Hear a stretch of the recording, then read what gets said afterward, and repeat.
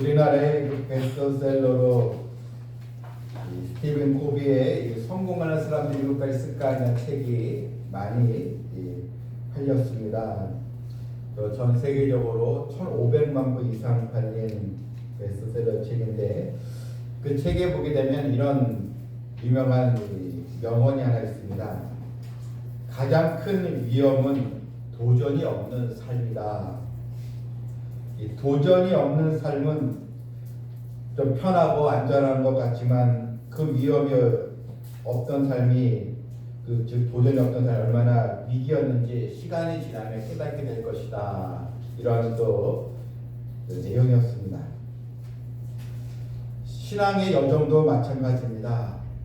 신앙의 여정은 내가 이만큼 믿음 있으면 됐지, 여기서 끝나는 것이 아니고 항상 하나님 주신 또 사명이 무엇인가를 우리가 또 발견하면서 우리가 생존하는 동안 끝까지 믿음으로 전진하는 것, 이것이 바로 신앙인의 바로 모습인 것입니다.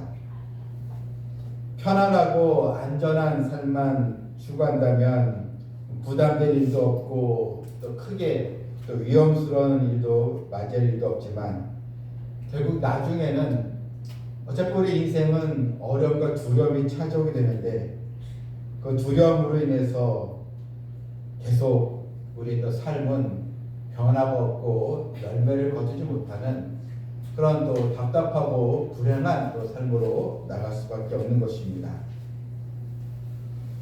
호주의 그 시드니에 사는 어느 교민이 우리나라에 왔다가 이제 개나리가 너무나 보기 좋아서 이제 개나리 가지를 이제 뽑아다가 이제 호주 이 시드니에 가서 자기 이제 앞마당에 이제 심어 놓았습니다. 이듬해 이제 봄이 되었습니다. 맑은 공기와 좋은 햇볕 덕에 이 개나리의 잎이 아주 무성하게 이제 달기 잎이 이제 나왔는데, 그런데 이 꽃은, 노란 개나리 꽃은 피질 못했습니다.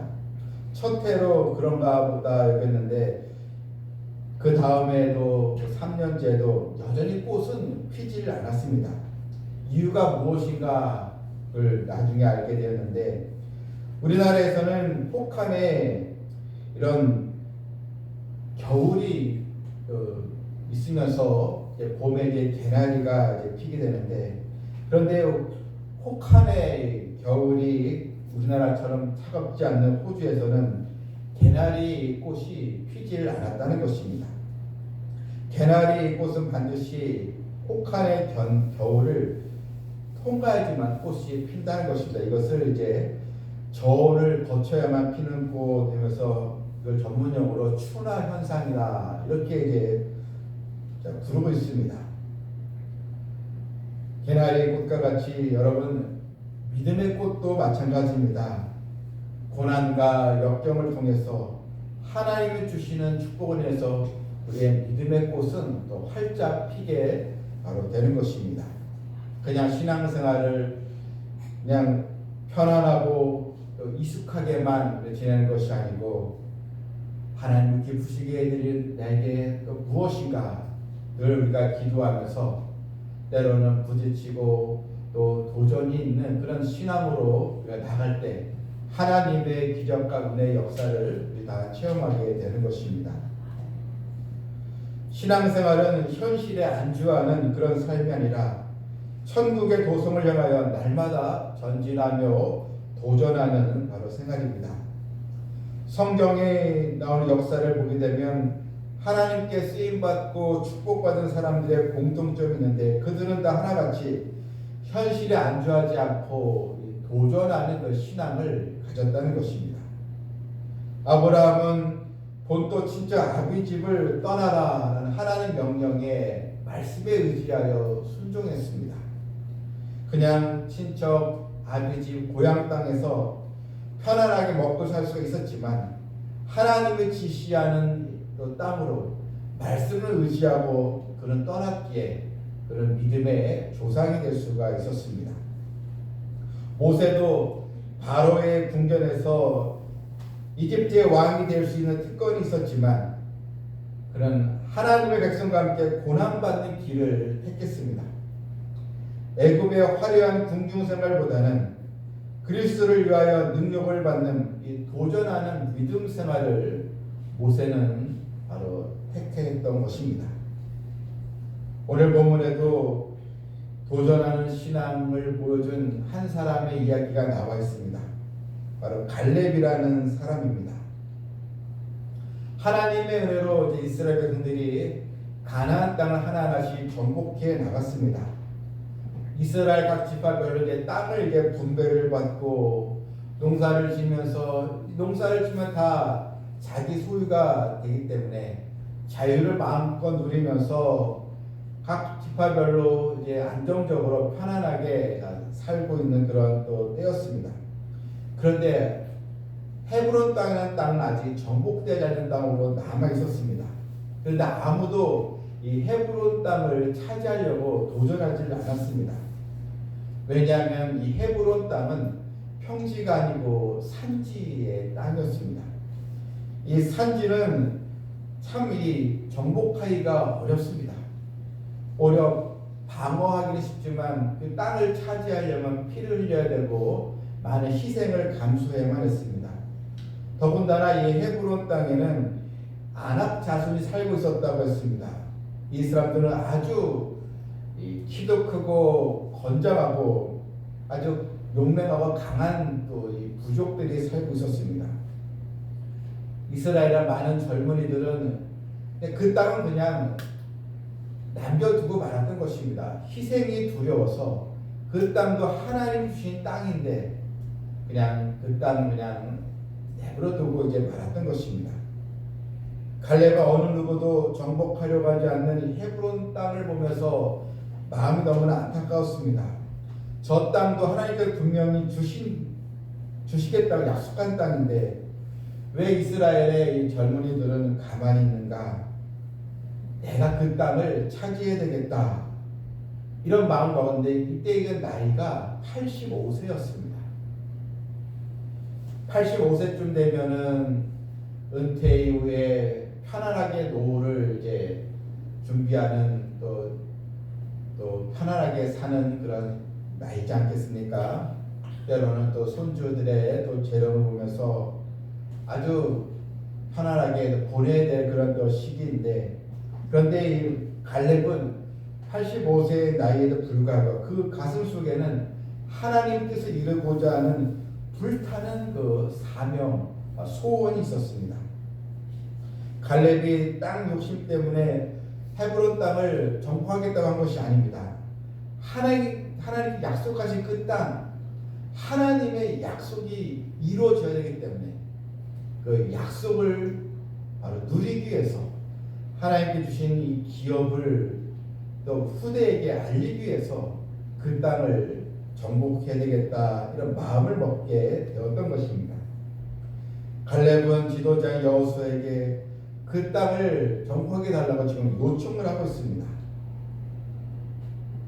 본문에서 본문 6절을 보게 되면 그때 유다 자손이 길갈에 있는 여호수아에게 나오고 그니 사람 여분네 아들 갈렙이 여호수아에게 말하되, 여호수아에게 45년 전의 일을 상기하면서 이야기를 하고 있습니다. 내 나이 40세, 그러니까 45년 전이죠. 그때 어떤 일이 있었습니까? 백성들이 출애굽하면서 눈에 보이는 저 가나안 땅을 탐지를 해야 되는데, 이때 12명의 정탐꾼을 보내지 않습니까? 그 12명 가운데 여호수아와 이 갈렙이 포함이 있었습니다. 이들은 40일 동안을 정탐하면서 이 땅이 어떤 땅인가 백성들에게 보고를 하지 않습니까? 그런데 그때 45년 전에 그때 갈렙의 나이가 40세였는데 여호수아 갈렙의 백성들에게 저 땅은 젖과 꿀으는 아름다운 땅이다. 하나님 기뻐하시면 그 땅을 차지할 수 있고 저 사람들은 우리의 밥이다. 얼마든지 우리가 그 땅을 차지할 수 있다. 이렇게 외쳤지만 나머지 10명의 정탐꾼들은 그 땅은 우리가 차지하기가 매우 어렵습니다. 그 땅은 워낙 강대한 족속이 있어서 그 사람들에 비하면 우리는 메뚜기처럼 초라합니다. 그 땅을 차지하다가 다 죽고 맙니다. 이런 식으로 절망적인 보고를 했습니다. 그런데 결국 하나님은 이런 원망하고 불평했던 사람들이 다 가나안 땅에 들어가지 못하고 광야에서 죽고 말았고, 결국 40년의 광야 기간을 지내서 여호수아와의 갈렙만 이제 들어가게 되었는데, 그때 그 이야기를 지금 하면서 지금 이 갈렙은 내가 그 땅을, 약속의 땅을, 이 남겨진 땅을 차지하겠습니다, 허락해 달라고 지금 구하고 이제 있는 것입니다. 예, 이렇게 10절 이렇게 보게 되면 이런 말씀이 나옵니다. 이제 보소서, 여호와께서 이 말씀을 모세에게 이르실 때로부터 이스라엘이 광야에서 방황한 이 45년 동안을 여호와께서 말씀하신 대로 나를 생존하게 하셨나이다. 오늘 내가 85세로 돼 모세가 나를 보내던 날과 같이 오늘도 내가 여전히 강건하니 내 힘이 그때나 지금이나 같아서 싸움에나 출입에 감당할 수도 있으니, 그때나 지금이나 저는 감당할 수 있습니다. 이것은 85세의 갈렙이 제가 젊은이처럼 힘 있다고 말한 것이 아닙니다. 하나님이 힘 주시면 감당할 수 있습니다. 40세 그때 젊을 때나 지금이나 하나님과 함께 주시기 때문에 하나님께서 나에게 힘을 주십니다. 그 땅을 차지할 수 있습니다. 이렇게 말하고 있습니다. 오히려 강건하다고 했습니다.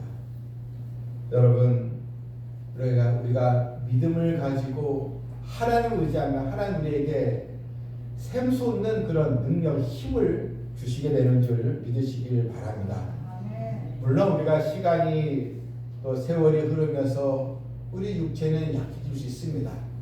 그런데 겉사람은 후패해도 속사람은 날로 강건해지리라, 이 말씀처럼 여러분, 하나님이 허락하시면 우리에게 새 힘을 바로 주실 수가 있는 것입니다. 갈렙은 아름답고 풍요로운 그런 평지의 땅을 요구한 것이 아닙니다.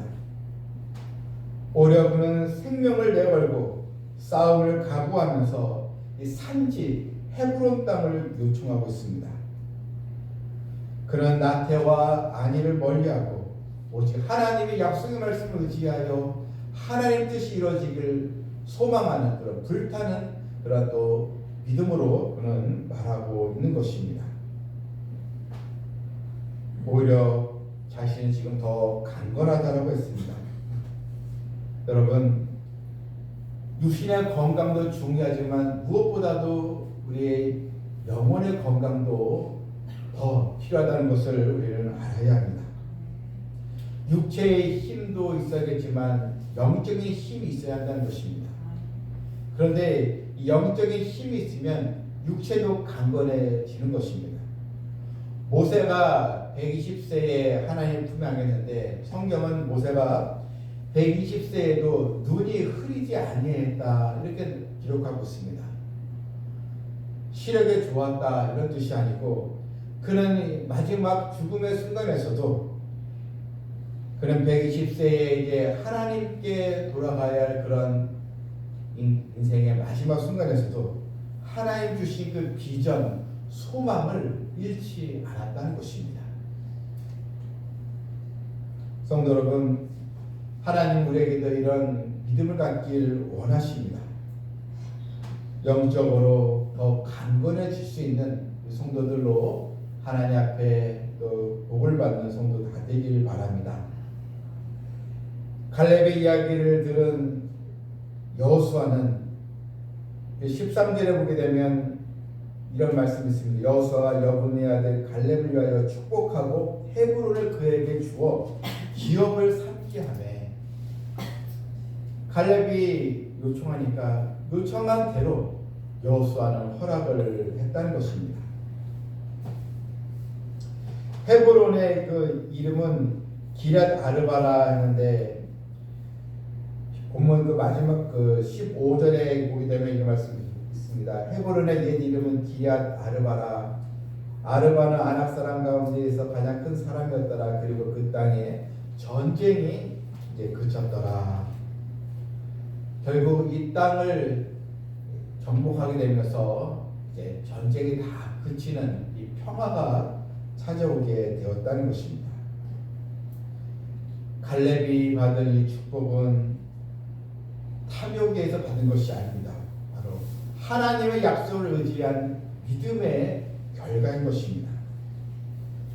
여러분, 우리에게도 각자 내가 정복해야 할 믿음의 이 산지가 있습니다. 그냥 세상 사람들처럼 좀 남다르게 살고 좀 남부럽게 사는 것이 우리의 목적이 아니고 하나님 우리에게 주신 믿음의 산지, 이 여러분 우리가 각자 주신 사명입니다. 하나 여러분들에게 성도로서의 사명, 여러분 또 직분을 주셔서 이 직분을 감당해 나아감으로 하나님의 약속이 이루어지는 그런 은총을 우리에게 허락해 주셨습니다. 우리는 이 말씀에 바로 주신 이 은총에 믿음으로 전진하며 나아가면 되는 것입니다. 기독교 역사를 보게 되면 교회가 또 기독교가 편안하고 안전할 때는 항상 타락에 빠지게 되고, 반면에 역경과 고난의 시기에는 오히려 교회가 부흥하고 많은 사람들이 주께로 돌아온 역사가 일어났습니다. 로마 제국의 기독교를 탄압할 때 그때 기독교가 역사상 강력하고 위대한 신앙의 힘을 발휘했던 그런 또 시대였습니다. 하지만 로마의 콘스탄틴 황제로부터 로마의 국교가 기독교로 바뀐 후에 기독교는 편안함과 안전함을 얻었지만 그때부터 신앙의 위대함을 잃어버리고 이 타락이 되면서 중세 시대의 그 암흑기가 찾아오게 되었던 것입니다. 우리가 신앙에 도전 없이 그냥 안전함만 추구한다면 여러분 하나님의 은혜와 기적에서 멀어지게 되는 것입니다.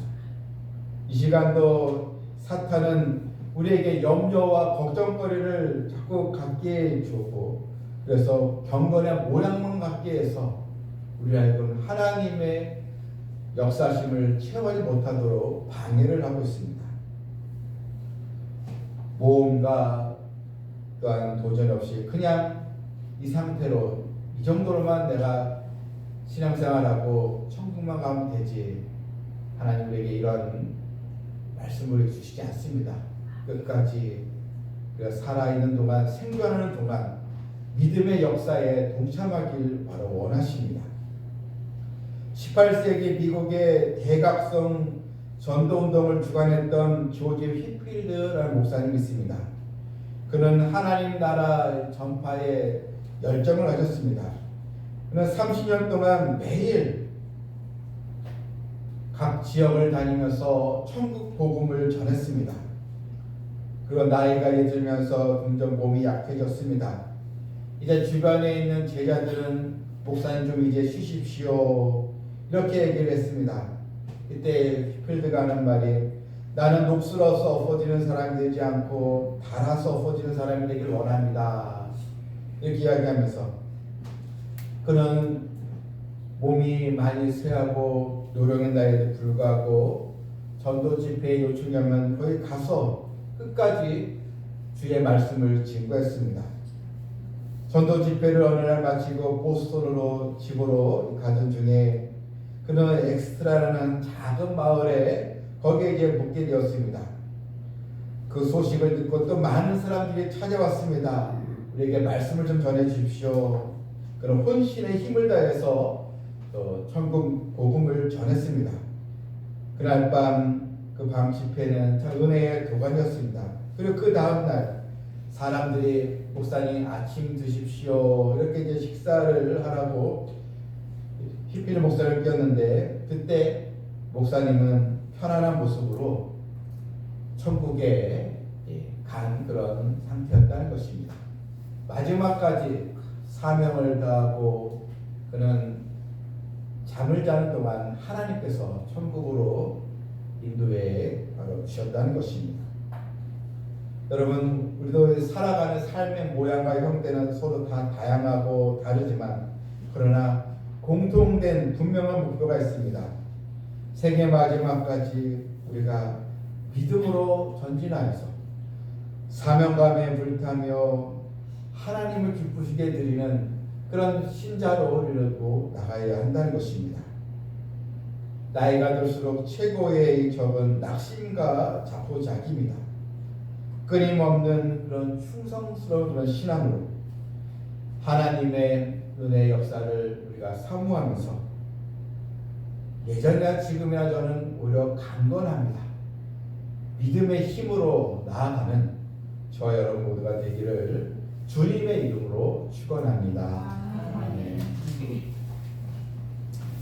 하나님 아버지, 갈렙이 85세의 그런 노령의 나이에도 하나님의 약속의 땅을 바라보면서 많은 이스라엘 젊은이들이 포기한 그 헤브론 땅을, 그 산지를 차지하겠다고 그가 요청을 했고 결국 그 땅을 차지하게 된 것을 우리가 보았습니다.